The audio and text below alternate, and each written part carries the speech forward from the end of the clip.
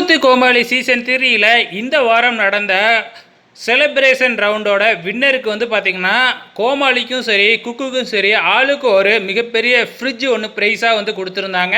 So அந்த ப்ரைஸை யார் வின் பண்ணியிருக்காங்க அப்படின்னு பார்த்தீங்கன்னா நம்ம பாலா வின் பண்ணியிருக்கிறாங்கங்க. பாலாவும் கருணாஸ் அவங்க 2 பேரும் சேர்ந்து தான் வந்து பார்த்திங்கன்னா இந்த ஃப்ரிட்ஜை ஆளுக்கு ஒரு ஃப்ரிட்ஜை வந்து வின் பண்ணியிருக்கிறாங்க.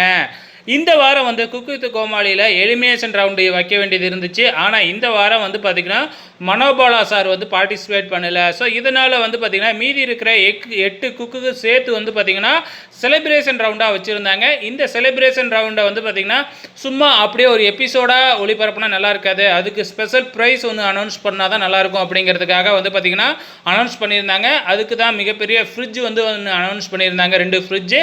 ஸோ இதை வந்து பார்த்திங்கன்னா யார் வின் பண்ணுவாங்க அப்படிங்கிற மாதிரி எல்லாம் எதிர்பார்த்தாங்க. ஸோ நம்ம பாலா முதல் முறையாக குக்கு வித் கோமாளியில் வந்து ஒரு மிகப்பெரிய ப்ரைஸை வின் பண்ணியிருக்கிறாங்க. இதை பற்றி நீங்கள் என்ன நினைக்கிறீங்க? மறக்காமல் இந்த வீடியோ கீழே கமெண்ட் பண்ணுங்கள்.